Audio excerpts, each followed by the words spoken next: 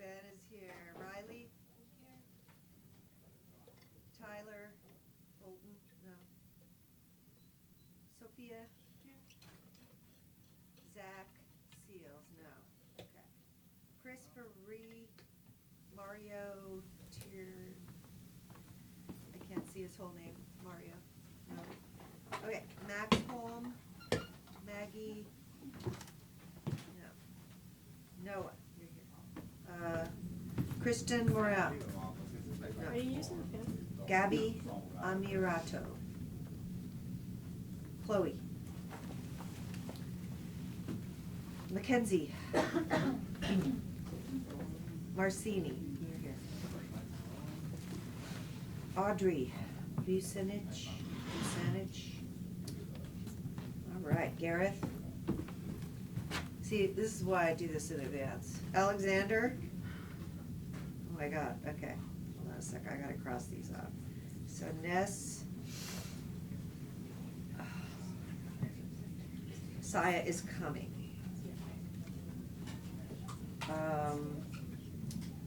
Alexander? No? Bryn? Yeah. All right. Perrin? Hi, Perrin. May McCoy? Lily Gelman? Gavin? Here. Okay. Nev? Hi. Jordan Kenzie? Here. Ryan? Wendy Wang? Here. Kalea Simons Cook? Okay. And Christian? Okay. All right. I'm gonna sit up here with you for a little while. It's Amazing. complicated. Once we get going, I'll go get you some coffee. He needs coffee. If any of you guys wanna make an instant friend, you can, go get Brett some coffee. Hold on a sec. What do you like to drink? Black, no sugar? That's funny. I just like iced black coffee. Okay. Starbucks or Dunkin'? Anything Okay, works. then. Hey, Ben. Yeah, it's right up the street, except you'll have to wait a half an hour. So when you get back, we'll bump you to the front, Jill. Okay, cool. Okay, thank you. I'm the same case. I love that. I love it. Mine just broke though, so I'm like, I know, because of this thing, yeah. like bad things happen in there. All right, thanks so much. I know this was really short notice, and I really appreciate you guys, being so responsive. It's really awesome. Let me see. I'm looking for Brett's. I know I have it. I have everybody's bio. Yes. I'm going to read your bio. I won't read the whole thing. Brett Bassock is the founder of Renegade Songs, an independently owned music management and publishing company based in LA. He started Renegade to focus on his passion for the development of songwriters, producers, and artists beginning at an early stage in their careers. So he's in the right place, and so are you if you're interested in developing your career. Renegade Songs is home to a multi-platinum / Grammy-nominated roster of clients, including David Pramick, Artie Jackson Guthrie, am I saying that right? Mm-hmm. Charlie Snyder, Jurek, Tobias Wincorn, Eben Wares, am I saying that right? Mhm. I gotta get my reading up. Michael Jade. Brett and his clients have worked with artists such as Justin Bieber, Martin Garrix, Selena Gomez, Bebe Rexha, Logic, Lizzo, David Guetta, Ava Max, Machine Gun Kelly, Illenium, among others. He's also worked on original songs for a number of films, including Bright, Birth of a Nation, and the upcoming Birds of Prey. Can you give him a hand, please?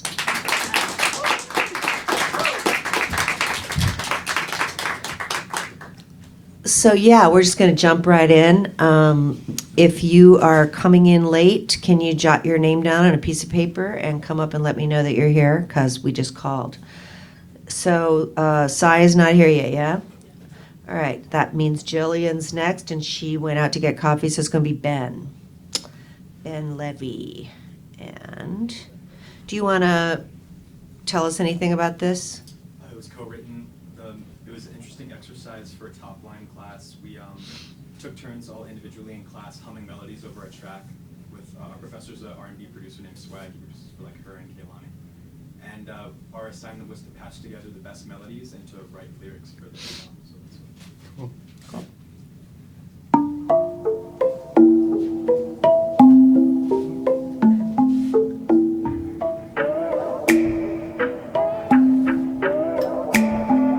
It was rose gold, that sunset, that all we had, yeah, all we had, we made two. But you had approximately 100 texts from all other dudes when I loved you, when I loved you, when I saw through.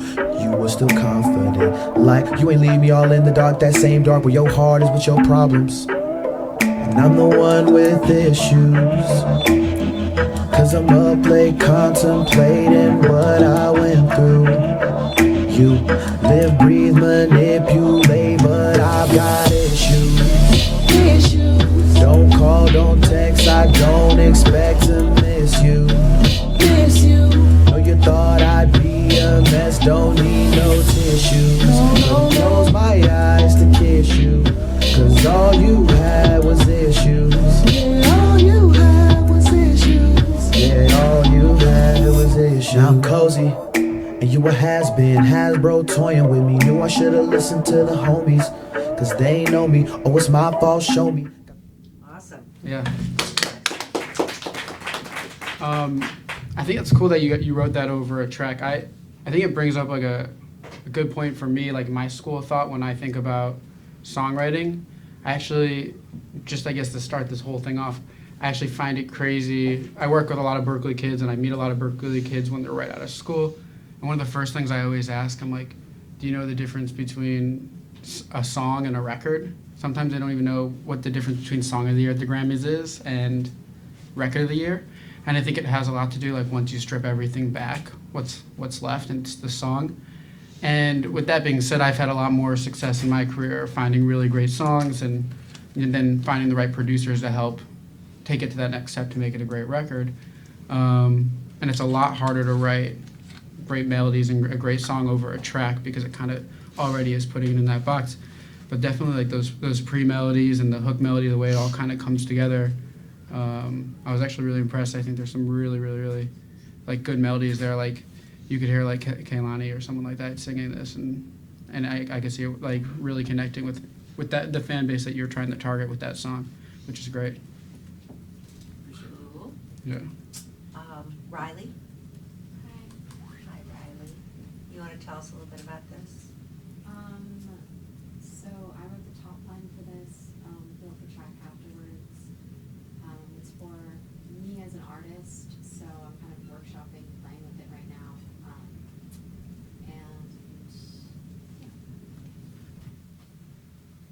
You got that kind of love that makes me lose my mind, yeah, I'm going crazy.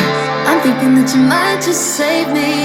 You got that kind of love, you got that kind of love, got that kind of love that breaks me, then put me back together, baby.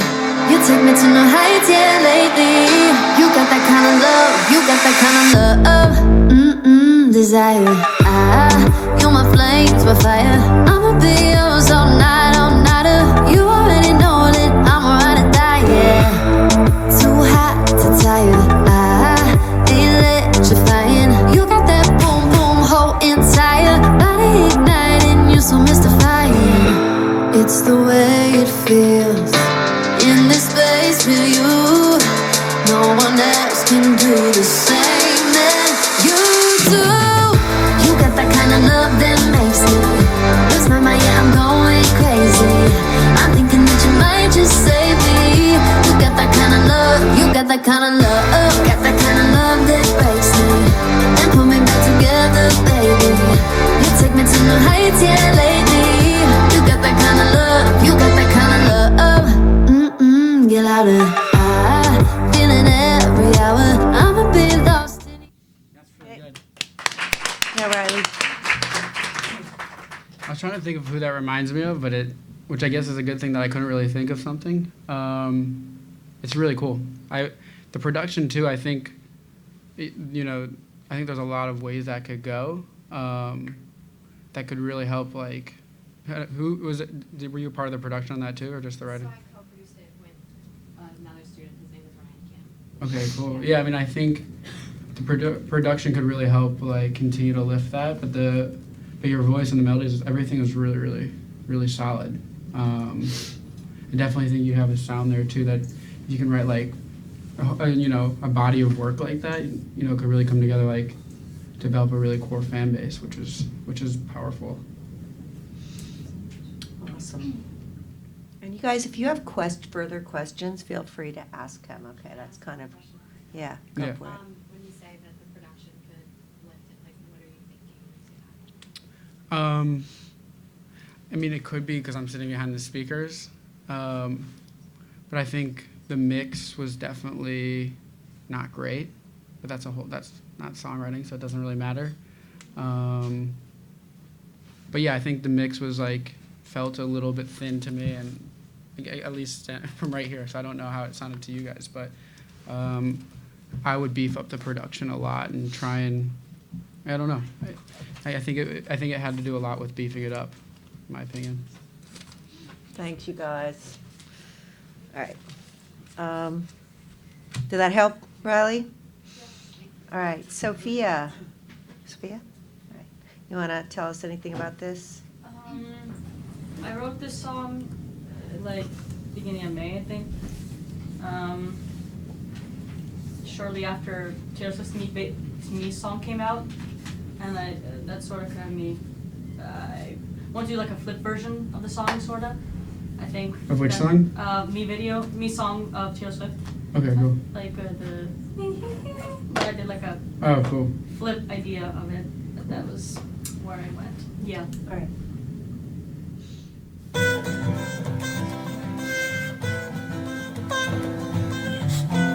It's so stupid. My favorite song is you. Oh, I can listen to you for hours. Dance to every groove, how you want me to. My favorite song is you. You must have some magical powers. 'Cause I dance to every groove, and I guess it's true. My favorite song is you. I call you on the radio the other day, and all the melodies, they sound the same. But there's something about your voice, it gets me every time. And I'm swimming underwater, but you keep me breathing. So help me God, I can deny this feeling. 'Cause you get me every time, you get me every time. And they can play all the love songs on the radio, but I'll turn on my baby and play you all night long. My favorite song is you. Oh, I can listen to you for hours. Dance to every groove, how you want me to. My favorite song is you. You must have some magical powers. 'Cause I dance to every groove, and I guess it's true. My favorite song is you. I'm spinning round and round like a record player. I'm losing my mind. So which parts did you take from me? No, I didn't take anything Oh, from okay. me. It was kind of, You're just inspired by it? I guess. I don't know. I just kind of, one day, the melody and the line popped in my head, my favorite song is you. Okay, cool. And then I was deciding between which one to start with. Either You're My Favorite Song or My Favorite Song Is You. Which when in the bridge I say You're My Favorite Song, I changed the bridge. But yeah, it kind of went from there, and I kind of went a playful way towards it. I'm still working on the production. Yeah, I would actually strip back the production because I actually found the song. I actually really liked some elements of the song, but the production to me, and that melody is catchy. I think it kind of adds an aspect to the song that changes the way maybe you want it to be perceived. If that makes sense, it kind of makes it kind of cartoonish in a sense, which isn't. I don't know the right way to put it into words, but it just reminded me of something that I don't think you meant for the song to be. So I would strip it back to just either guitar or piano and continue to work on it because I think there's something there. Okay, thank you. Nice. Kate, Julian brought you coffee. Oh my God, thank you. And she brought me coffee too, so she gets Well, to go cheers. next. Thank you. All right, do you want to tell them anything about what you're doing with this? Is this for you as an artist, or what are you thinking? I would consider this song to be a pitch. It's just I'd say a well-developed demo, and it's a ballad, which I realized ballads are like a strong suit for me in writing. So yeah, cool.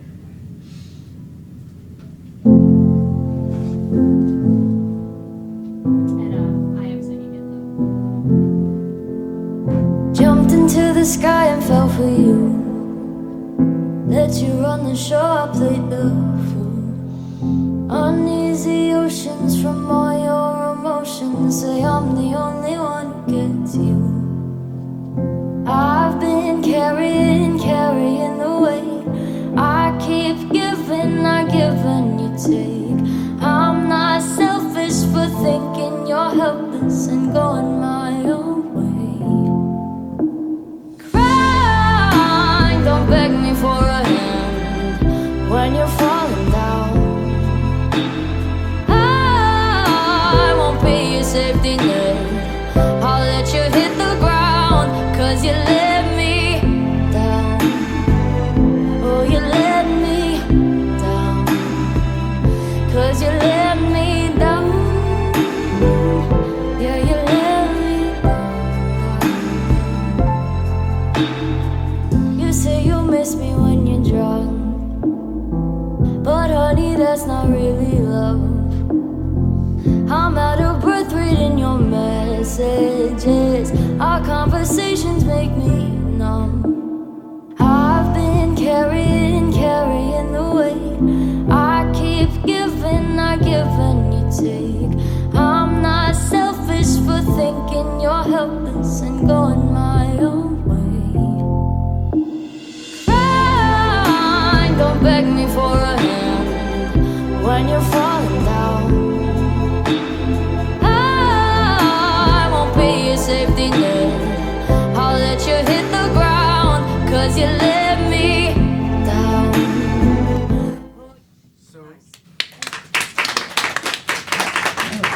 in the pre and then in the chorus, there's one note that's it's the last note that's, I wish I knew more. It's funny, I don't know anything about like music theory, which is crazy. But I can hear things, and usually the way I say it to my clients, like, they roll their eyes at me because they all went to Berkeley, or like a lot of them did, and they're like, okay, I know what you're trying to say. But like the last note is kind of going down, and I was kind of hearing it, like wanting it to go to a different note that kind of, especially on a ballad, that feels a little bit like warmer in a sense, that hits in a nicer place. Yeah. And then I think in the chorus, to follow that note, will make the chorus kind of pop a little bit more. Okay. But also just to tell you, so my first two like big records I ever had in the music business were was Purpose for Bieber, which was a ballad, and then In the Name of Love for Garrix, which well, the first time I heard it, it was a ballad. Yeah. And then we basically had this kid Steve James, who I was working with at the time, remix the demo and added like elements of like Lido and Odessa and future bass, and the remixed version of In the Name of Love was what went to Martin, which he basically just finished and put out.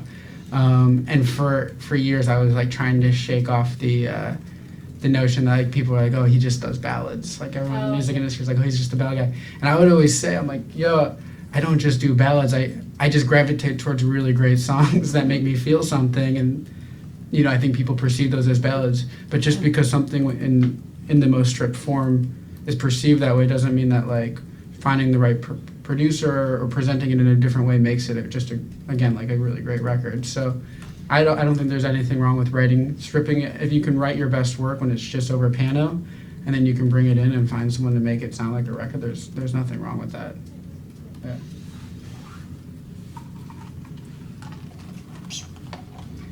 Saya. Let's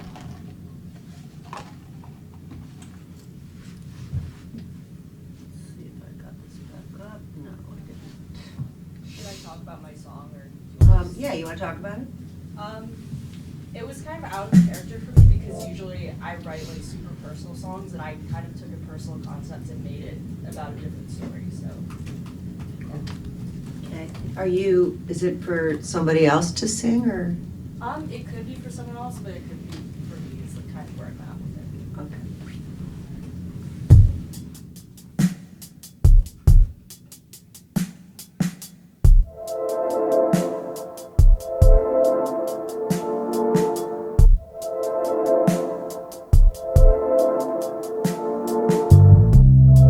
He gathered the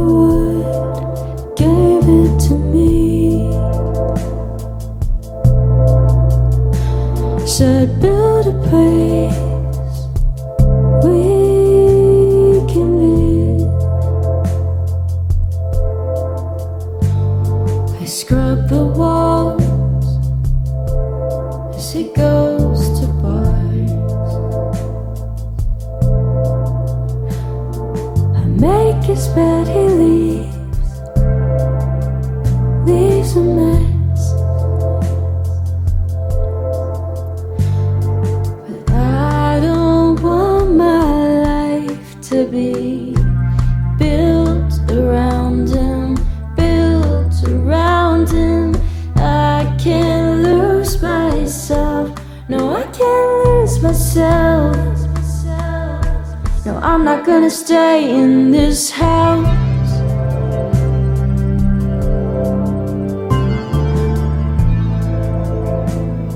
No, I'm not gonna stay in this house.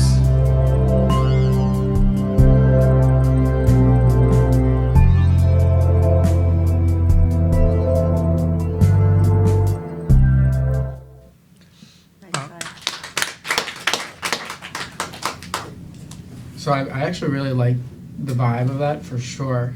I think that I don't think that could be a song that could be pitched, which definitely isn't a bad thing. I definitely think it sounds more like true to the person who wrote it as an artist.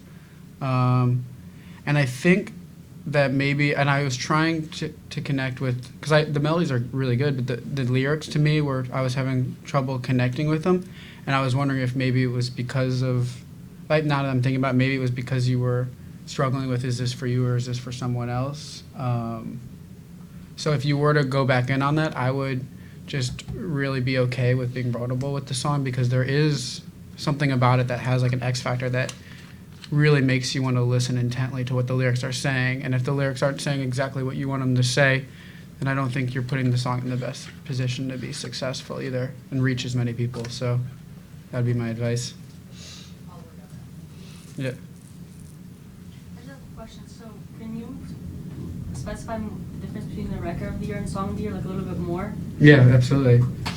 So a lot, I remember when a few years ago, like, songwriters were really upset that they only got nominated for Song of the Year, not for Record of the Year. And I think it was outrageous that they weren't nominated for Album of the Year, which recently changed. But when it came to Record of the Year versus Song of the Year, to me, there's a huge difference, because the song is about the song itself. It's like you strip it back to the words, the melodies, the cadence, all those things, and how they come together, and the emotion that it makes you feel. That's a song. So, like, I always use the 15-year-old girl on YouTube test. I'm like, can any 15-year-old girl on YouTube, like, with a guitar and a decent voice, sing this and put it on YouTube and it still be a good song?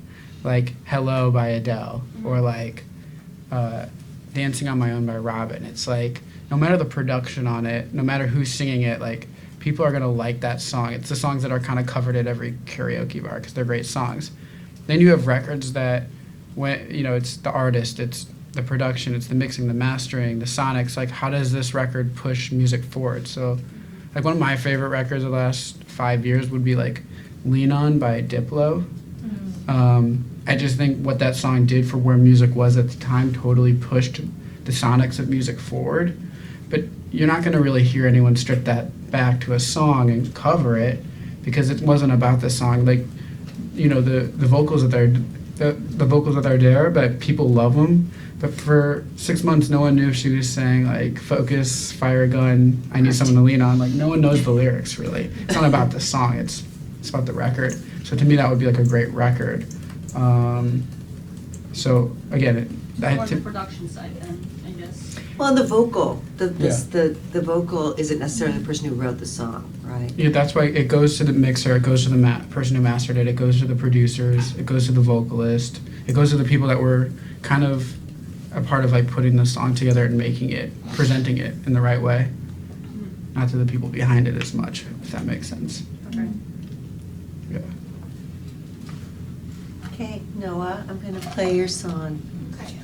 Did you have anything you wanted to tell us about it? So I'm actually planning to release this one under my artist name, but like, I'm also writing a bunch of other stuff that's like for other artists that is quite similar to this, but this one's specifically for me, so. Cool. And this is your record? Yeah.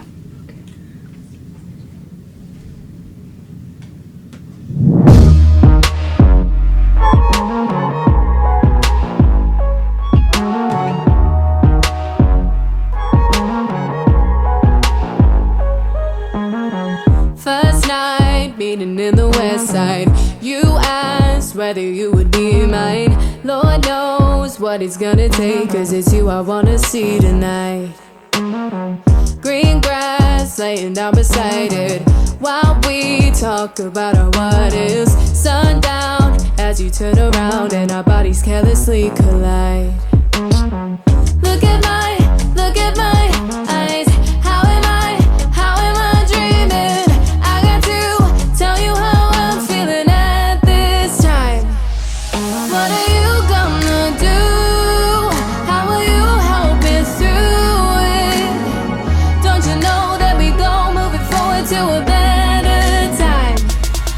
So don't tell me no. Don't keep your eyes closed. Let it go, 'cause I know that I'll see you in another life. Fast forward another year later, and our love keeps on getting greater. You stop. Did you produce that too? I like co-produced it, yeah. Awesome. Yeah, the production's really good. Yeah, I think the melodies there are cool. I'm trying to think, something about the tempo felt like a little bit off to me. Oh, okay. So I would mess around with that a little bit. But the melodies are really cool.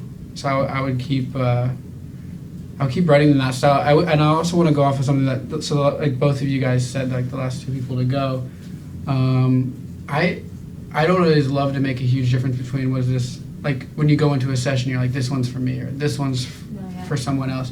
I think you always just go in and be like, I'm going to just write the best song that's going to make me feel something today. Something that I hear all the time is like, if I hear a song and I can tell that the person who wrote it isn't connecting with this song, I always think to myself, if you're not connecting with it, how can you Why sell this should to I? me? Yeah, and expect me to, or the artist that I have to sell this to. Because if you're saying, a lot of times what will end up happening is an artist or writer will be like, here are the ones that you can pitch to an artist, and it's the ones that they just couldn't connect to. And it's kind of backwards to me, because I'm like, again, like our artist, like when an artist hears a song, the reason they want to cut it is because it makes them feel something too that they can relate to. So if you can't relate to it, it's going to be a lot harder for them too. Yeah. So you think that you should go into like a writing session and just write however you're feeling, and then afterwards you can kind of decide like, oh, I should maybe pitch this, Yeah. or. I mean, it's tough because like for me, like here's an analogy. Like I don't think I've ever really been in love, but I love a good love song. Do you know what I mean? Like I can hear a good love song and be like, oh my god, this is amazing, and I can connect with it. Yeah. So I don't think you necessarily have to have experienced something or To write to about feel it. So there's that side of it too, but you at least have to know that you're going to go in and be like, this is something I can connect with and feel. I think that's really important. Yeah, totally. Yeah. I mean, I can add to that, like, I was signed, you know, I've had like 5 publishing deals, right? And I basically kept writing songs, like I'd go in rooms with people and we'd be like, we're gonna write for the new Tina Turner record, and we would write this song. And the only cuts I ever got, and I got a bunch of cuts, and they were all on songs I wrote for myself. Yeah. So, and I think that's pretty common, like I would throw all my heart into it. And I think if you do that, you'll get cuts. Yeah. So Kristen Morel is not here. Gabby Amirato is not here. Chloe Kopoloff didn't come in. Mackenzie, no. All right, so Mars, is he still here? Yeah. Yeah, right. All right, cool. So it's a co-write, but I've done the lyrics, I did everything else, and then it's not like mixed or mastered yet, but it's like.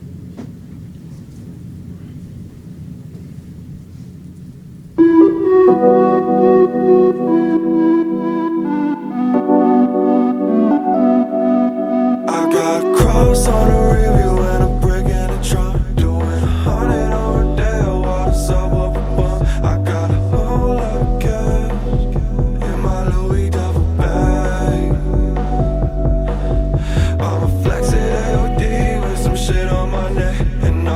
Bodies go staring cause the eyes BBS. Bottle service is a space. Trying to drown out the pain.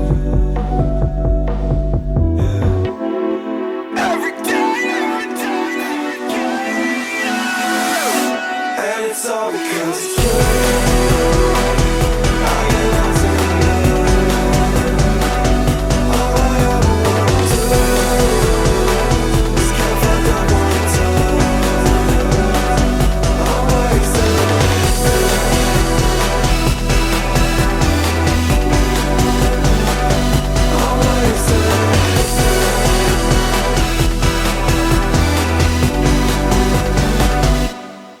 I'm all the money and the lean, mix all up in my cup.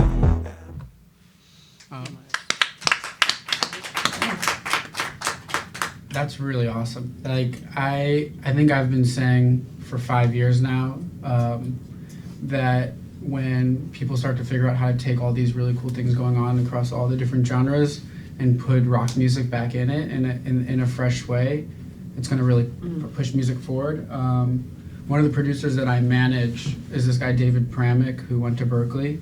Doesn't Michael Denial work with them? Yeah, Michael's Yeah. interning for him. Yeah. He went here, you know. Yeah, I know. And he's amazing. But David, when I met him, I think he was making music cues on the Cupcake channel, which I didn't even know was a thing. But everything that I heard from him, he could make any genre sound rock. And I was like, dude, I have to work with this guy. And now, just last Monday, he was nominated for his 4th and 5th Grammy in the rock categories. And but he has songs coming out in January with everyone from Selena Gomez to Oliver Tree. He has songs with, songs on hold with every pop artist you can imagine. And I think it came from the perspective of him understanding, what good music is, like pop music and all these different R&B and being inspired by different genres, but knowing his style of rock and how to cross it over. And I don't think that song itself necessarily is maybe the best song, but I think the way that you combine all these different genres and sounds is really, really, really fresh and unique. And I think when you continue to do that and you put your own style into it, it's a matter of time before collaborating with really great other writers and just honing in on your own craft that you'll continue to find that sound. So that's really, really special. Awesome. Yeah. Okay. Bryn, is it Body Language? Yeah. Okay. That's my band name. Okay, yeah, I just wanted to make sure I was on the right thing. Yeah, so this song is gonna be released under my band. Sorry. So sorry. Band/duo, because there's only one other person with me. And we're both songwriters, but he's more of a producer-songwriter. So every song is a collaborative effort, and yeah, so this is the next one. Awesome. I wish I loved myself like I love you. I wish I knew myself like I knew you. Instead I run around like I lose you. You break my bones when you choose to. Oh my God, here it goes again. Take control of it, please. Upside down, turned around again. Just get out, maybe you should just leave. I wish I felt the pain like I felt you. I wish the clouds and rain could have told you that all your promises slowly fell through. You rock my mind when I choose you. Oh my God, here it goes again. Take control.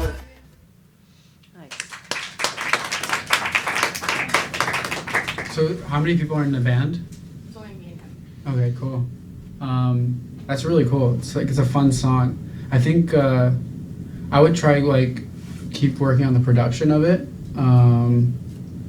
because to me that reminds me of like trying to think there's a lot of those duos from Australia and you know, Europe and stuff, it actually has that kind of feeling to it, like that really folky pop feel to it. That's really special.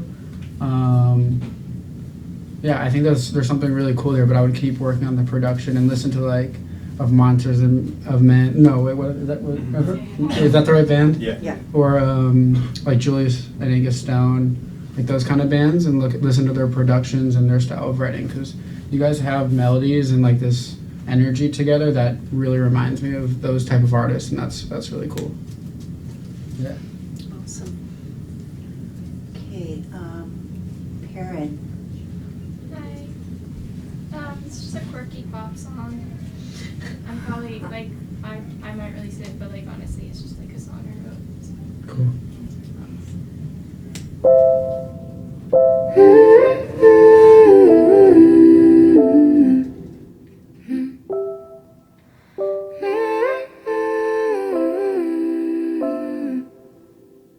I just wanna smoke with you. Yeah, I just wanna talk to you. There's already too many clouds in my head, and I've already gotten myself too nervous. Cause you never take me seriously. Can't tell if you'd ever be with me. When my roommates leave, I always hit you up, and you always say that's cool, hope you have fun. And I'll never say it cause I'm too fucking shy. I'm too fucking polite, but I wish you were right next to me. Could be staying the night, could be calling you mine. Instead I'm alone and high. Ooh, ooh, ooh, ooh. Thinking about you. Could be staying the night, could be calling you mine. Instead I'm alone and high. I'm sorry I start stories in the middle. I'm afraid you won't respond if I'm boring. But all that seems to happen is you don't know what I'm talking about. And I'm so good at miscommunicating. I'm way better when I'm face to face. But if I ask you out, you won't know what I'm talking about. So I'll never say it cause I'm too fucking shy. I'm too fucking polite, but I wish you were right. So that actually kind of reminds me of like a mix between like Alec Benjamin and Bulow. Okay. I don't know, are you familiar? Are you fans of both of them? Yeah. Because it's like the quirkiness, but still like vibey and cool. Some really amazing melodies there too. I really like that. I think, yeah, I would keep writing that quirky style for you. But if you're gonna do that, I would find a way to, like your vocals are that's you singing. Yeah. They're processed like a pop song, like so pop, like way above the mix too. I would find like a cool vocal tone for you that kind of feels quirky as well, and that lets your voice kind of match the vibe of the whole song and production itself. Because I think that could kind of piece it all together. Finding like a cool vocal, like your tone's already there, just finding a cool processing for it. But yeah, that's really good. I would keep writing in that style. And there's definitely like an open lane, I think, in the songwriting world right now for someone to kind of do that, especially with like artists like Bulow and Alec kind of really finding their place at radio right now, which is cool. Yeah. May. Okay, we're gonna play yours. If you came in the last like 20 minutes, jot your name down and bring it up. I'm just going down the list, in the order according to who is here. So I might have missed you. I'll go back to the top and start over with people that we didn't hear, okay? Thanks, Gareth. Okay, so May, who just declared songwriting. I wrote this song because there was a phrase that kept repeating in my head. It's called FYL, which stands for Fuck Your Love, but I never actually say that in the song because if you look at the way that I wrote the lyrics, each line has one letter of that phrase. So it was just a new approach of songwriting for me. That's cool. That is cool.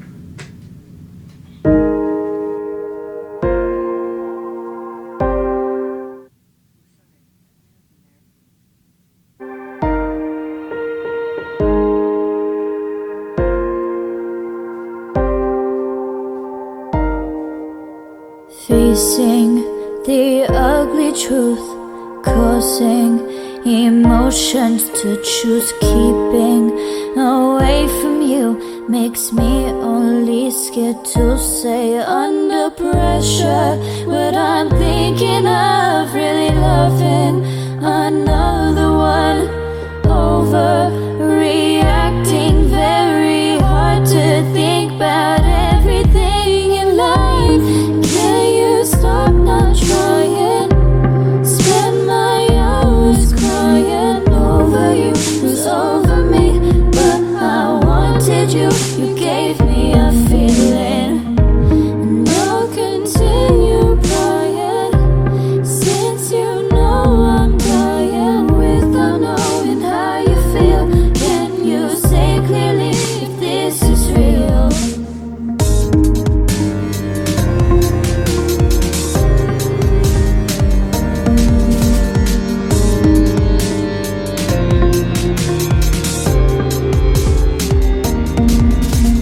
Forget the using since I can't.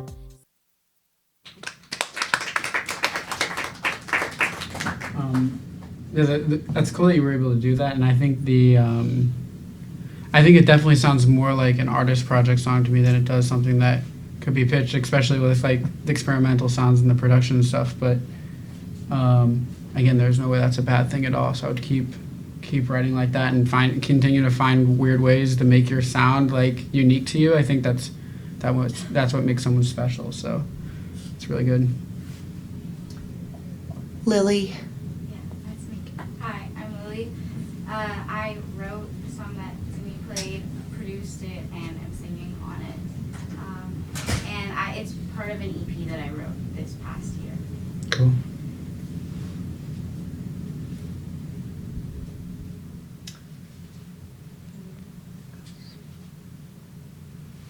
Sorry, I'm having a little trouble. I felt young, but you were younger. Found you there, we talked for hours. Oh, I swear, you saw me stare back at you while we sat patient, watching others acting crazy, spacing out, thinking about yesterday as we walked along the pavement, asking questions you were hating when you said, I wanna hold your hand in mine, pull you in so close, we intertwine. I wanna kiss you the night till the sunrise. Oh, oh, oh. 'Cause even when I plan my words, it takes so long from said to heard. You saved me then, speaking then.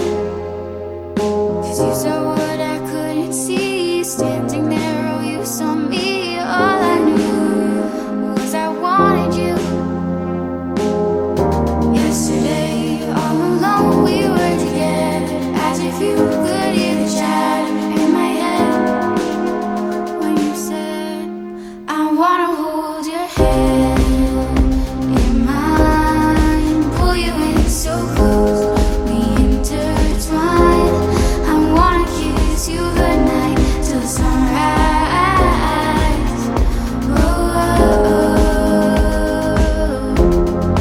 All that I can breathe.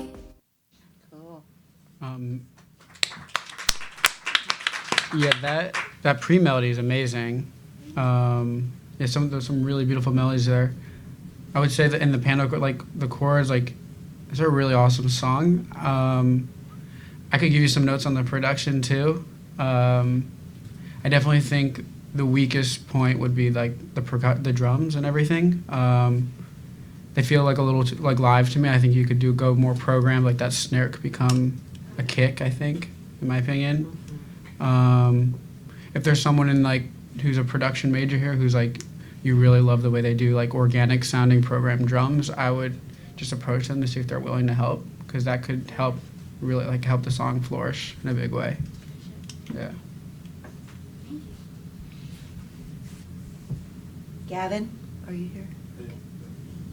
So I wrote and recorded this like 2 years ago and produced it too, but I felt it was like kind of dull, missing something. So I hit up my friend Jackson Shanks to play drums on it to kind of like beef it up. And after I got like his all the stems for that, I put that on the track. And I still felt like the mix needed something. So I reached out to Bert Jervis, who does a lot of like Omar Apollo stuff. Is Jackson Dylan's brother? Yeah. So like I know them really well. I got Yeah. through Bert. Cool. And we were working on the mix for like 6 months. Cool. And I released it, but like I still feel like it's a little bit like missing something. Cool. Hey Gavin, you gotta hang out for a second, because this iPad doesn't have Spotify on it. And the browser, I only have freaking Safari, and it doesn't support the Spotify, so hang on one second, let me get this. Does Jackson go here? No, he goes to the club. Okay, cool. That's where Dylan went too, right? Does anybody have a dongle thing? A dongle, yeah. Cause I don't. Jackson's cousin Jana was my 8 years ago, maybe, was my first like boss in the music industry, really. Yeah. Need this? No. Thank you. I didn't know his cousin. What was that? His whole family does music. I know, it's crazy. You ready?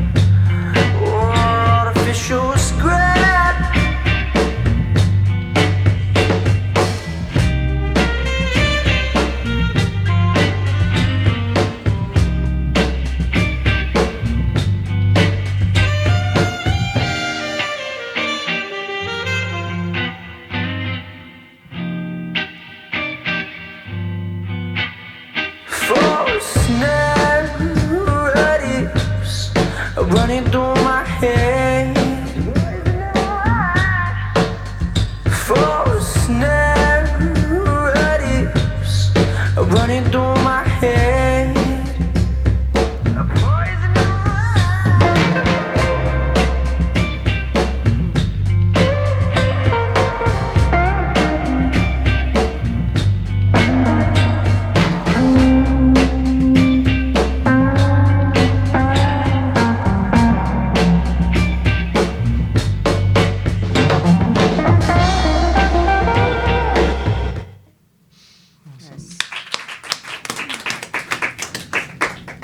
I'm sure Dylan could tell you this too. I'm definitely not the like first person to know in this world like what the difference between like what song is better than another song. If that makes sense. Like I'm definitely a fan of this kind of music, and like Omar and that whole world I think is really fascinating. There's such a growing fan base there around the entire country that's like, just as a fan of that kind of music is exciting to me. But when it comes from the sense of like how do I judge this as far as give you any critique, I don't think I'm the right person to do that. But I think that what you're doing, like to me, you're doing it just as well as anyone who's doing like really well in that world. So I would keep if you did that 2 years ago, you were ahead of your time too. Because Dylan didn't show. I remember Dylan showing me Omar probably like 18 months ago, maybe less. Yeah, I remember Jackson showed me him like 2 years ago. Yeah, so Like you got me. And yeah. It wasn't like that big yet. And then Yeah. these past 2 years, he's like. Exactly. So I think this, obviously, I mean, this music's been around for decades. So it's like, but I think it's music kind of cyclical, and I think it's making a comeback right now, and people are really starting to like want to go see this live again, which to me is exciting. So I think it's awesome that you're doing it in a way that shows that you like love this world and love this kind of music, and there's emotion to it and feeling to it. So I would keep going. Like, that's awesome. Yeah. All right, I'm switching back over to here. And Audrey, I actually need it for another Spotify song in a few minutes. Thank you. Okay, Nev. Hi. So this track I wrote on top of another instrumental, and yeah, I did the verses, melodies, and the whistle hook, and then got a friend of mine here, Javier. He produced it. Cool.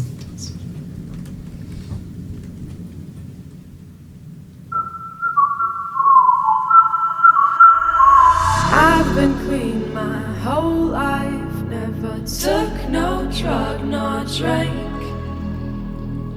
There's no traffic ticket under my name. Obey the laws, always play by the game. Now you were something else. You made me sin, sipping on that gin. Yes, I'm shivering when we're skin to skin, and it is killing me when you place your lips onto my paradise. And it is killing me when you place your lips onto mine.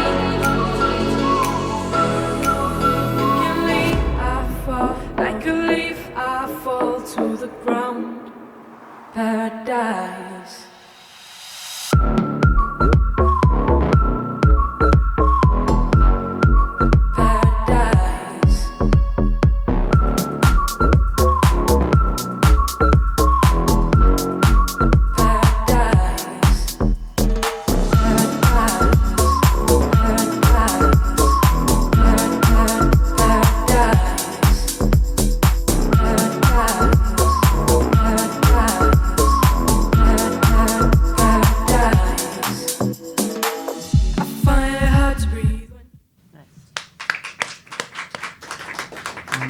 Are you familiar with like Shalou, like Jerry Folk, Lemaitre, all those artists? No. Because it actually sounds a lot like the type of artists that, like the type of top lines that live in those artist worlds. I don't know if you are either as the producer, but that's what it reminded me of. And I remember the first time I heard like, similar to the first time I heard like Lido and Odessa, the first time I heard like Lemaitre and Jerry Folk and all those artists, I was just super inspired by like their sound design and sonics and stuff, and the melodies that they, and the top lines that they chose helped like, again, kind of like I was talking about earlier, like put those productions in a place to be like exactly what they needed. So for you, I mean, it's crazy that you haven't heard of them. Like, I would go check them out because you might find it super inspiring, and those are the type of artists you can literally just probably DM on Instagram if you write the right top line. Yeah, right. That's how they find a lot of their music, and they're not small artists either. Sure. Yeah. Right. Is Jordan Kenzie here? That's me. All right, so that's the one I have to do on I'm so sorry. Spotify. Yeah, honestly, you guys, I kind of hate getting the Spotify links for screenings because the web browser doesn't work. You know, you have to log in and stuff. So if you can post for screenings, post SoundCloud,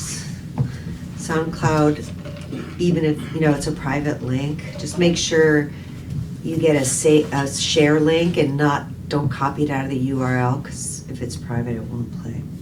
All right, so this is, turn this up.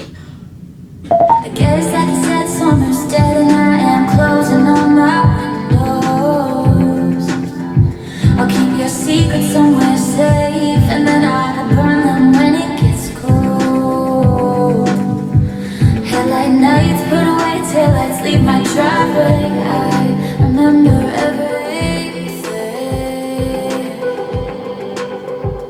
and I breathe you out, but you still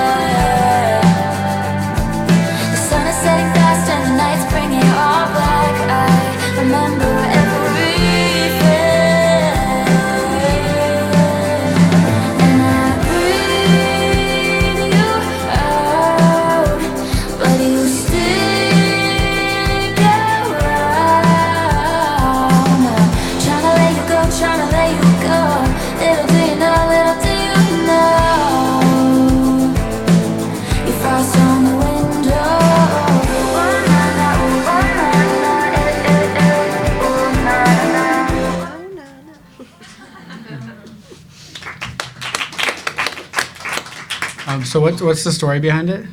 The story behind the song? Yeah. Or like how I wrote it? Yeah. So I wrote it, guitar, this was my acoustic guitar. And then I sent it to one of my girlfriends in Nashville just to like edit it. And then I had it produced in Nashville. Okay, cool. Yeah, I literally was gonna say it sounds like very work tape Nashville to me. It's like right away. That's awesome. Yeah, I mean, I to me, from what's coming from what I hear from Nashville, like I said, it sounds like something that I would hear, which is really good. I think there are, like she was singing it after, there's some really catchy melodies there. Are you planning on going to Nashville after college? I've been going to Nashville for a couple years now. Okay, so cool. Once I'm done here, I'll probably go back. Yeah, there's definitely that Nashville style to it, which is really awesome. And I think there they do really focus like on songwriting, and they more so than anywhere else in the world, they actually like really respect the songwriters, which I think LA is getting a lot better at, but doesn't hold a candle to Nashville. So yeah, I'm impressed. It's really cool. Thank you. Ryan Cult. All right. You want to tell us something? Oh yeah. So thanks for being here. And actually, this is the first time I ever get my song picked, which I'm I excited. I actually called people at the beginning, so Oh, really? yeah, so I Wow. could not So, have that big waste of I time. specialize in top lining, basically. I started producing a couple years ago, and I top lined this track. It was completely different, and I was like, this is so cool. Might as well just make it for myself. And if an artist wants, like, if I want to pitch it to an artist, if an artist wants to cut it, I'll definitely send it to them. But basically, I just did everything you hear. It's still demo-wise. Cool.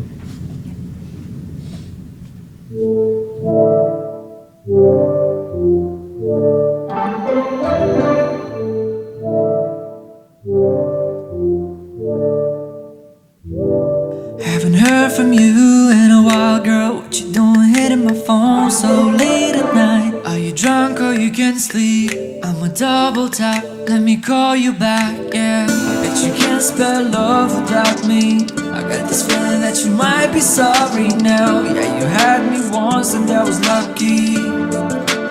Yeah, you've been ghosting me, now let's see how you like it. When you like my screen, I don't even react. I let it ring, ring, ring, just to get in the habit. I'ma call you back, I'ma call you back. You've been ghosting me, now let's see how you like it. When you like my screen, I don't even react. I let it ring, ring, ring, just to get in the habit. I'ma call you back, I'ma call you back.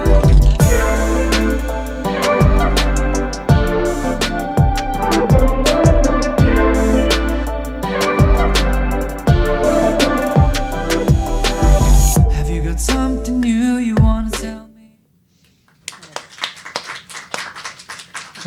So you wrote that like that track was already there? No, I made everything. Okay, cool. It was a different track, and Oh, cool. I couldn't use it because it wasn't mine, basically. So I had to top line the melody, and I was like, it's a really cool melody, and I created the track from scratch. Yeah, I agree with that. It's cool. It's a cool melody. I think the lyrics you could definitely, like again, I was kind of listening and they felt, I don't know, I definitely felt like you could beat the lyrics. So I would keep going in and working on that, whether it's on this one or songs that you continue to write. Yeah, and the sonics of your track were really cool too. So it's good work on that. Thanks. Yeah. Wendy.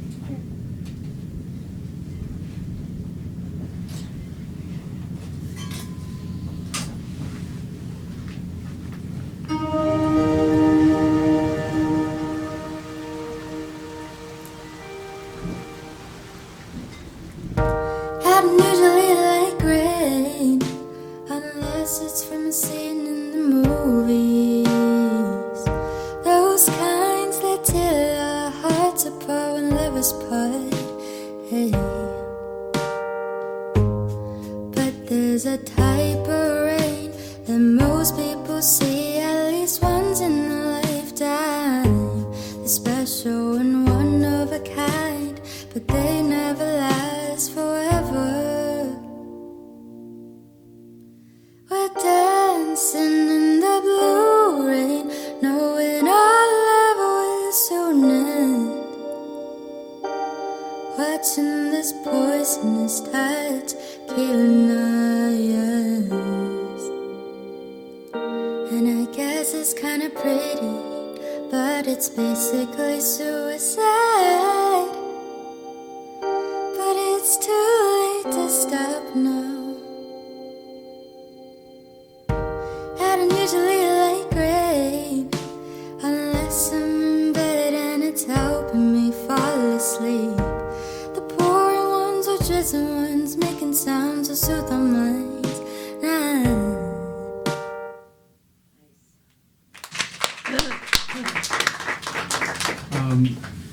What's the story with that? So I wrote this song in like August, and this is just like a really rough demo. I make the backing track, it's really simple, but Yeah.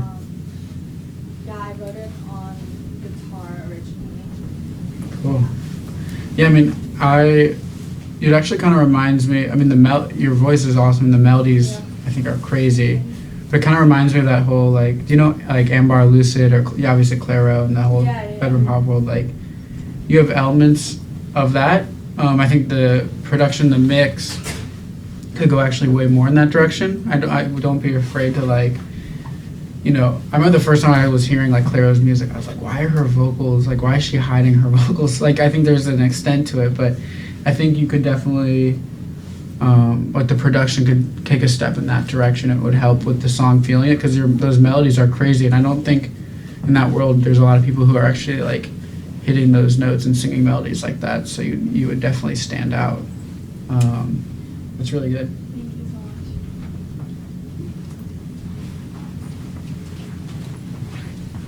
Christian? Hi. You want to tell us something? So I'm a They have singer-songwriter. classes starting, so. I have a band that I wrote this song for. The band is called Daybreak, but on this track, everything you're hearing is done by me. You're singing too? Yes. Cool. You lied when you said you loved me. I know the truth. I've made my mistakes, that's on me, but I'm no fool. No, I was waiting for you to call me while he tiptoed out your bed. You said I'm coming, I'll be there soon. He gets dressed in your room. What am I to you? I don't want you want this anymore. You somehow blame me more. You're guilty, there's no lie. You've got nothing to hide. Was I easy to play? Was I naive to trust in you?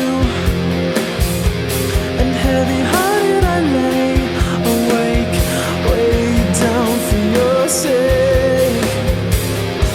I'm not an arcade, the door is closed now. Go play your games with someone else. What am I to you? What am I to you? I don't want you want this anymore. You somehow blame me more. You're guilty, there's no lie. You've got nothing to hide. I don't want you want this anymore. You somehow blame me more. You're guilty, there's no lie. You've got nothing to hide.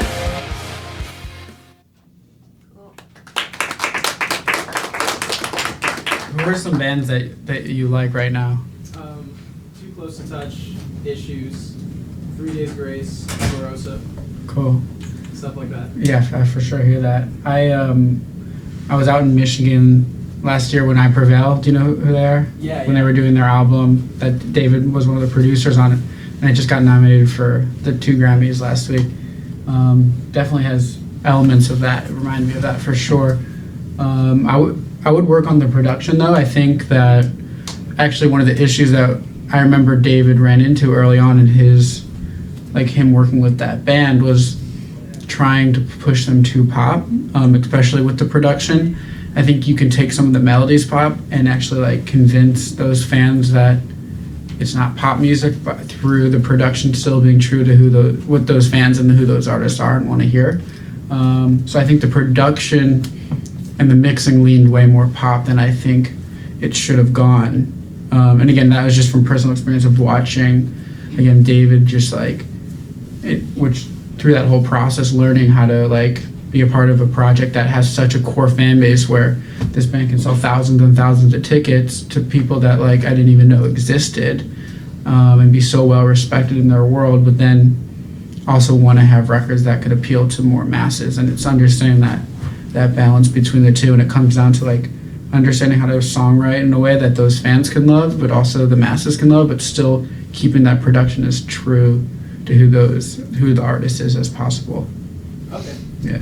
Thank you. Yep. And Franco, he was in and then he left. All right, I'm going back to the top.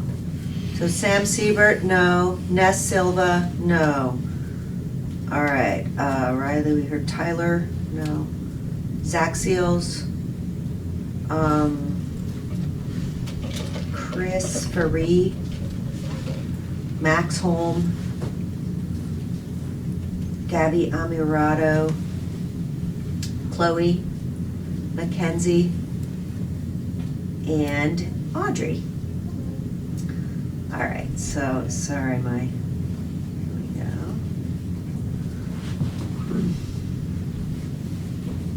I'm having such a hard time opening these links. Open right there. Like this thing completely now wants me to sign in, and I don't know what the sign in is for it. All right, you ready, Audrey? You want to say anything about this? Yeah, this is a song that I co-wrote, and this particular recording is just how I wrote it, keys and vocals. Yeah, I think that's really all I have to say about it.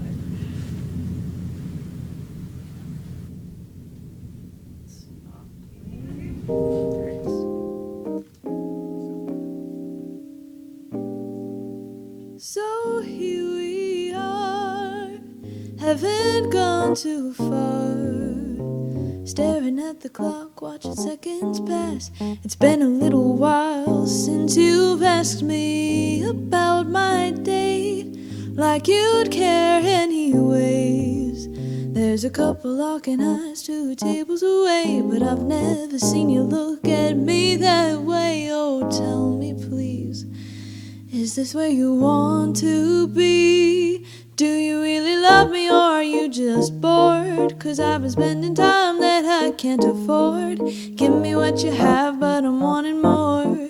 Do you really love me, or are you just bored? Oh, it seems to me as I wait patiently, you act like you've got nothing to prove, and I'm wondering, are you ever gonna make a move? 'Cause we're dragging on like a sad love song, and it's just another problem that you ignore. I guess I'm gonna have to cut the cord. Oh, tell me please, do you really love me, or are you just bored? 'Cause I've been spending time that I can't afford. Give me what you have.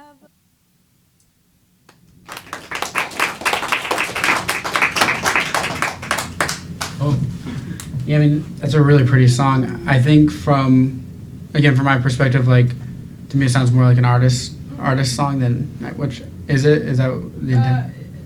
Probably. Yeah, for me, like, I listen to it, I'm like, oh, I don't know if an artist would cut that, but I think that, like, I think fans of music would listen to that and really, really, really enjoy it, which I think is important, for sure.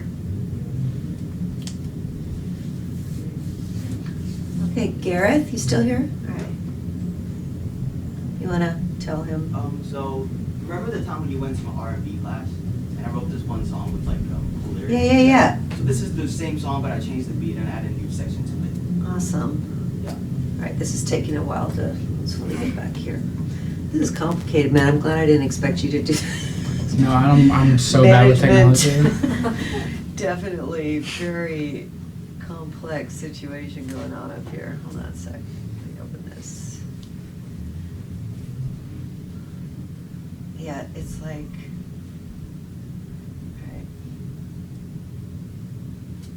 I don't know what happened. I think I fell off the internet or something. Fell off the internet. Yeah. It's funny, I think people in my family think because I work in music for some reason also means I'd be like You're gonna be fixing their stereos. good with technology and stuff like that, and I'm like so bad. It's really funny. Usually good at it, but it's just like between the internet and this thing, which is not mine. It's not logged into my accounts.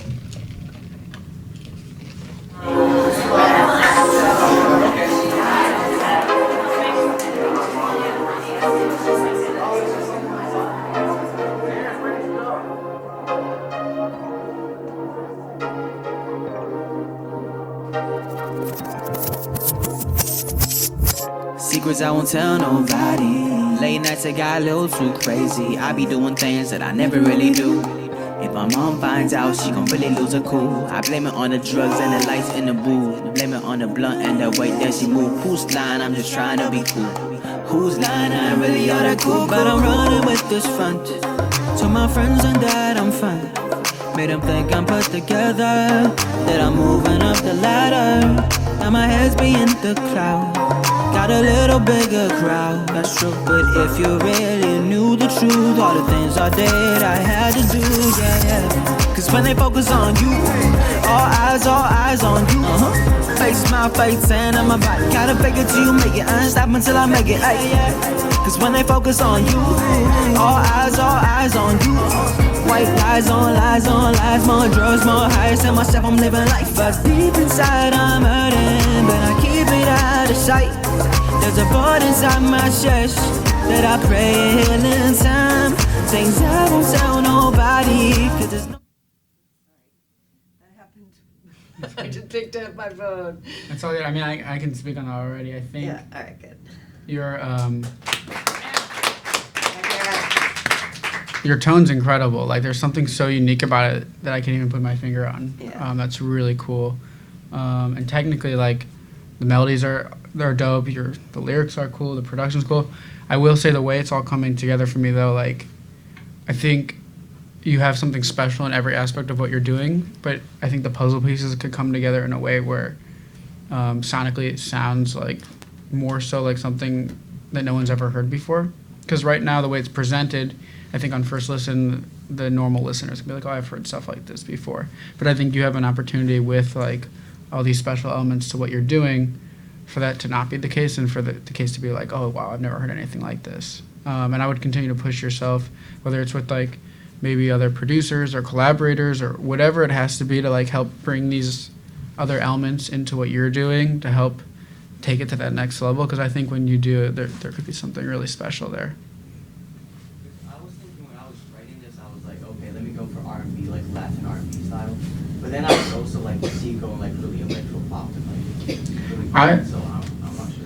Yeah, and I don't even know if you need to think about it from that perspective either. And I don't know if it needs to go electro pop or I wouldn't look at like what everyone else is doing and try and make it sound like something, because I think that's actually what's holding it back right now is it's kind of trying to sound like some things that I don't think it should sound like when it technically it's all really good in those directions, but at its core there's something special there, so I would try and find new sonics and new sounds and new ways to make it sound different and not like something else, and then it'll elevate to another level. I'll try. Yeah. Okay, we're down to the wire here. Who hasn't played yet? And what's your name? Oh yeah, way at the bottom here. Last one. Oh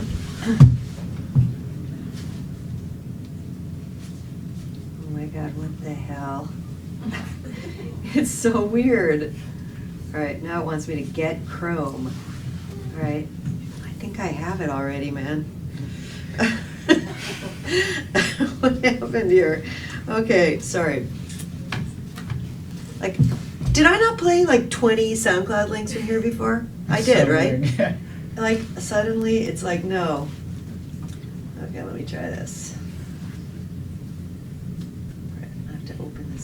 today my phone out of nowhere just started typing the recommended word, and it like wrote like a whole paragraph. Oh yeah. And I wasn't even touching it. It was like literally like 20 had minutes that before I happen. came. It was the weirdest thing I've ever seen. I like turned my phone off. I was like, I don't know what's going on. That'd be a fun way to write. What? That'd be a fun way to write.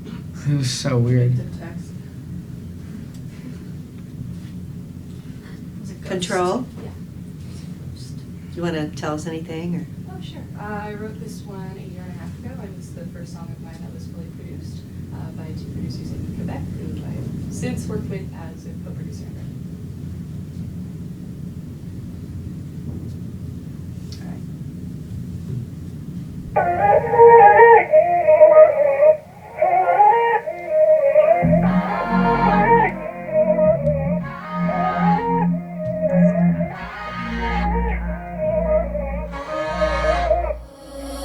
If you play your cards right, you won't have to play the joker. I know you wanna be the fool that's in my arms, but you're holding on to me way too tight, and I'm holding on to something else that I wanna fight. So I think I might give me control just once more. I won't let it go. Give me control just once more. I won't let it go. I don't care what you say, it's too damn hard. I wanna fight this one more time before I let you go. I keep biting my tongue when I hold you close, 'cause I don't wanna say the right thing, at least until I let you go.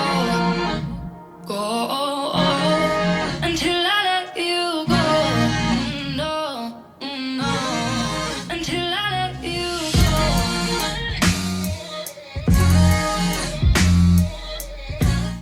Oops. I don't know what keeps going on. Sorry. Sonically, it kind of reminds me like the production of, even though it's a completely different like vibe of like "Sexual" by Naked. Remember that song? Like that bass and stuff. It's so cool, and I think it's a really cool tone to experiment with. I think the top line's cool too. I think you could. It definitely. It's funny because you did it in like with people who are Canadian, because it has that like Alicia Cara type of feel to it. I think she's Canadian, right? Yeah. Are you? So it definitely has that feel to it. But I would definitely push yourself to kind of find like more so of your own sound and your own style of melody, because right now it kind of does feel a little bit like hints of that and some other things that sound familiar. But I think you could push yourself, because like everything there, that it was really cool. But I would push yourself to find like continue to find your own sound. That's like when you hear an Alicia Cara song, you're like, oh, that's her. So I'd find that for yourself as well, because it's not far away from that. All right, that's all the songs. So I'm gonna just open for questions. If you have stuff you want to ask Brad about, now would be the time. This is your chance. Anybody got any questions? Sophia and then Gavin. So how did you start out into Yeah. got into business? Like how?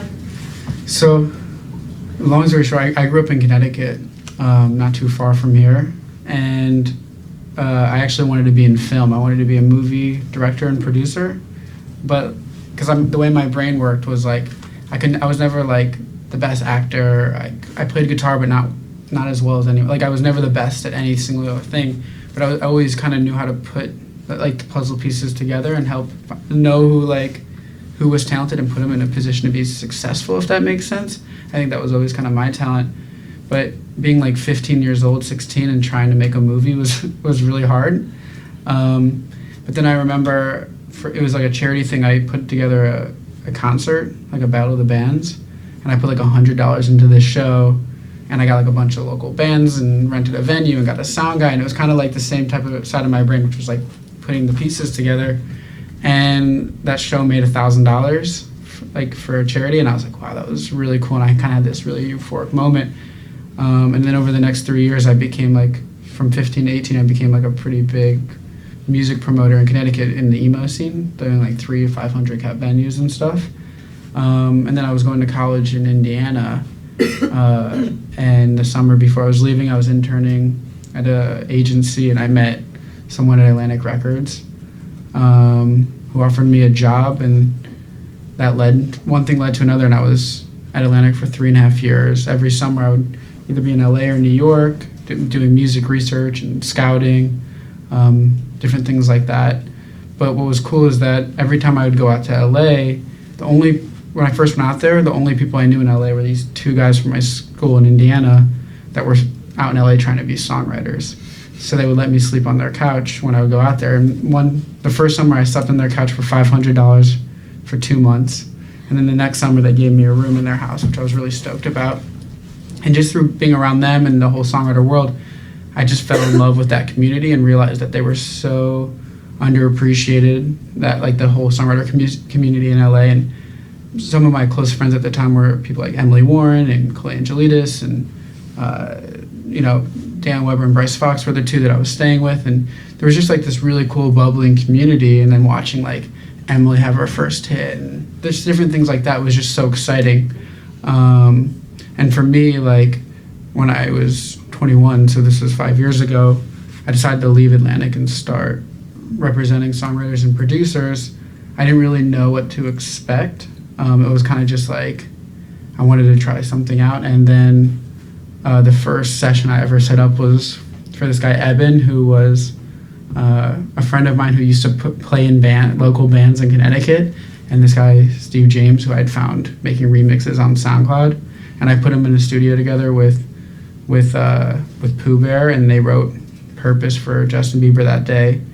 And that was, again, one of the first sessions I ever set up. And I think from there, I realized, like, I maybe got a lucky break my first go, but from there it kind of, like, set me off on a journey of, like, working with writers and producers and falling in love. And I consulted for different labels and artists over the last 5 years, but mainly just focused on developing songwriters and producers. Awesome. Thank you. Yeah. Love you for that. Gavin had a question, and then Saya. Do you have any advice on like release strategies and like playlist pitching? For an artist? For an artist. I think it's the wild, wild west. My mentality has always been like, go to the places that take your records from 0 to 30, not like labels and these other like big playlists. They'll only help your record once they're already going. So I always think for a new artist who doesn't have a fan base, who has like maybe less than 1 million monthly listeners on Spotify, getting New Music Friday is actually a bad thing, because what will happen is, like, coming from the world of my first job being a research guy, I definitely can see this, and I still understand analytics in a big way, and I think I bring an analytical perspective to songwriting and producing too, but a huge part of it is like Spotify's an analytics company now, and they look at the numbers, and if they see that people are skipping your songs and that it's not connecting with people on a core level, they won't continue to playlist it.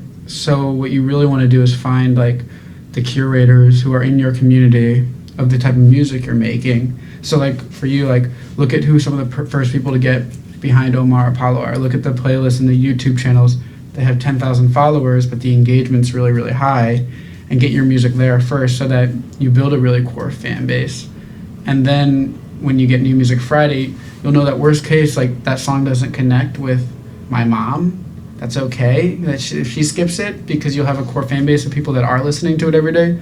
So when someone who's looking at the analytics looks at it and is like, oh, well, this song has an 80% skip rate, they're not saying, well, the 20 people who aren't skipping it are actually the fans that this should be connecting with. It's not just reaching on a playlist that it shouldn't be on to begin with, or that it's not ready for. So if you're talking about playlist pitching or release strategy, I would focus on finding the subcultures in the communities that can actually get behind your music first, and not just once, but like put out a bunch of releases for like over a year or two, and really foster that community and connect with them and see where that goes.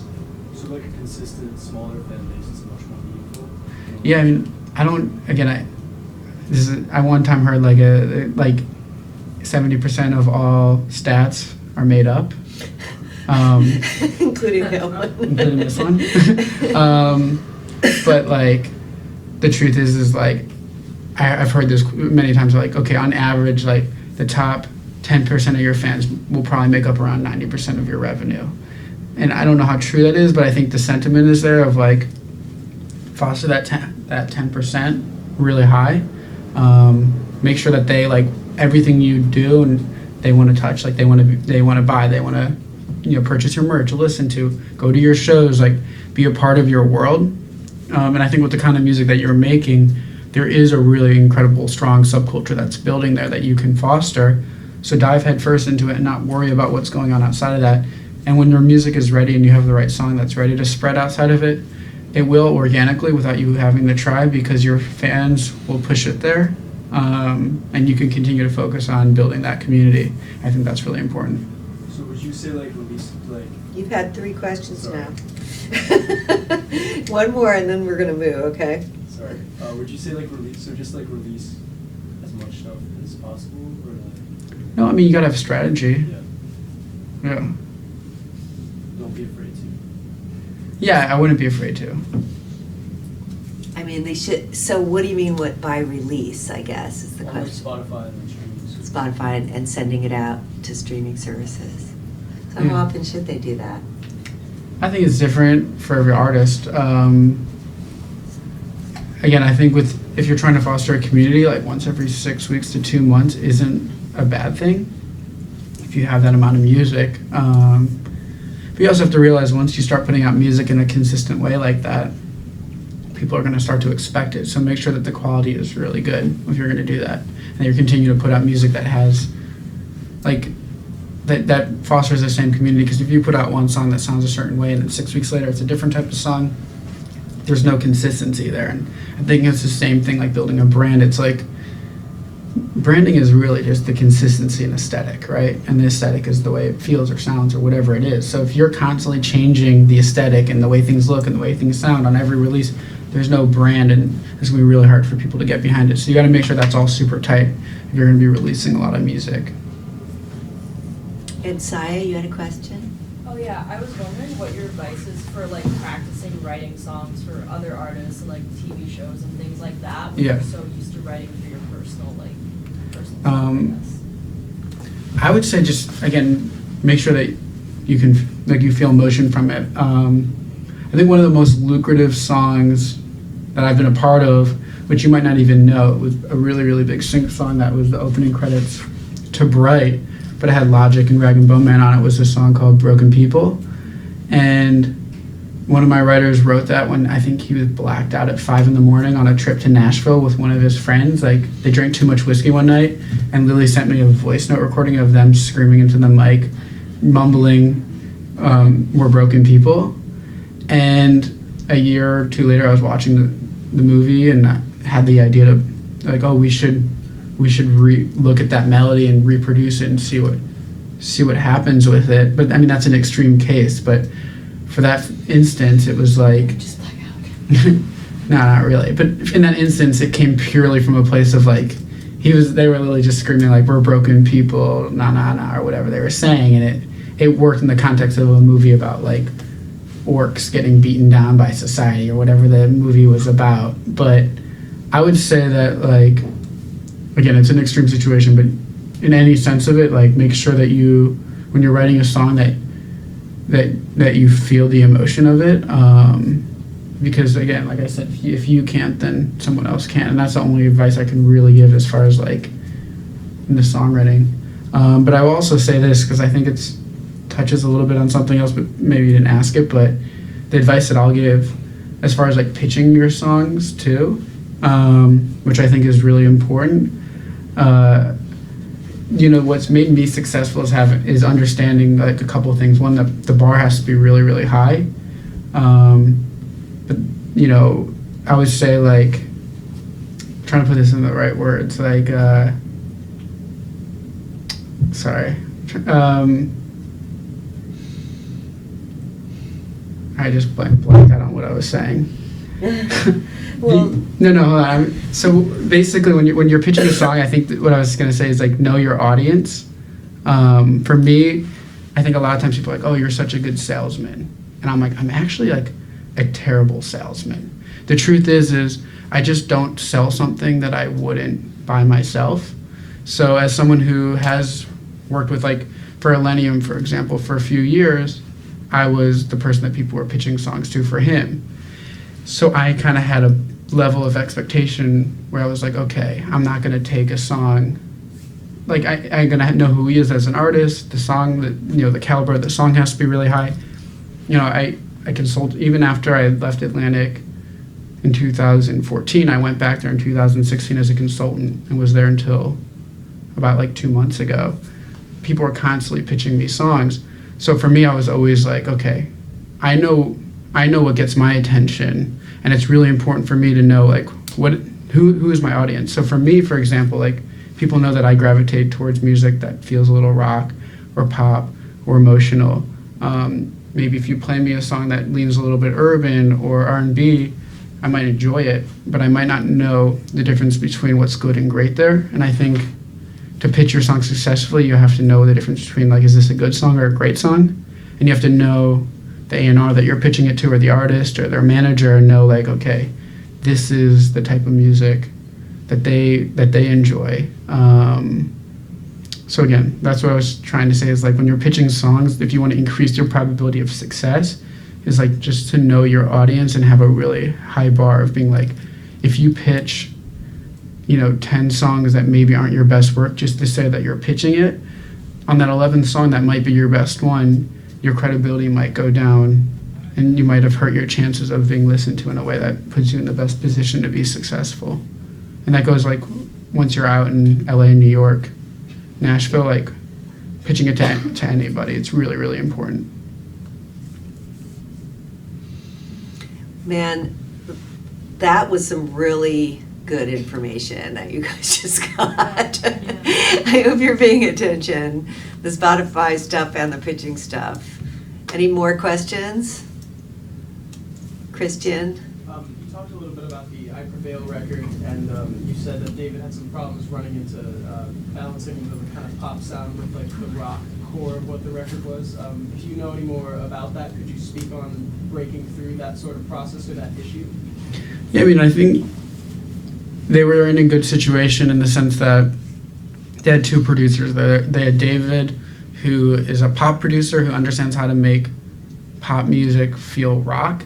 And then they had this guy out there who's purely just, like, in that world, a fan of that world, respects that world as a rock producer in that kind of genre. So I think the balancing act of those two was helpful, because at the end of the day, there's a side of production that might not just be what you hear on the final product, which kind of goes into helping the writers bring out the best side of themselves, which I think David did a really good job at. Like, if you listen to the songs that he has on that album, like, at their core, like I said, they're really great songs. They structurally, the chords, like, everything about them sound like they're just like people can hear it and love it. And then Tyler, who was the other producer, was able to kind of come in and add those elements of production that people who are fans of that community can love and respect. To get to that place, when you have 6 guys living in a house together and on a lake for a month in the middle of winter in Michigan, I think, it's like, I'm sure it's not easy to get to that place, but I think once they did, they created a product that was like a #1 rock Grammy nominated album. So I think at the end of the day, the product speaks for itself. Awesome. Anything else, y'alls? Okay, well, thank you. Of course. You're phoning into every senior seminar that we ever have for the rest of your life. Amazing. All right, we'll see you guys around. Take care. And that's great. Did you have fun? Yeah, it was really fun. Did you get burned out? Towards the end, I was like kind of getting tired. I'll send you the link to the thing in case you want to check any of it out again. Thank you. Yeah, I was just like, at the end, I'm like, oh my god. You get to the point where you're like, you can't think of anything to say. Yeah, I know. I don't want to repeat myself even say the same thing twice. No, that's all right. You should repeat yourself. Yeah, of course. Thank you. Dude, thank you. Oh,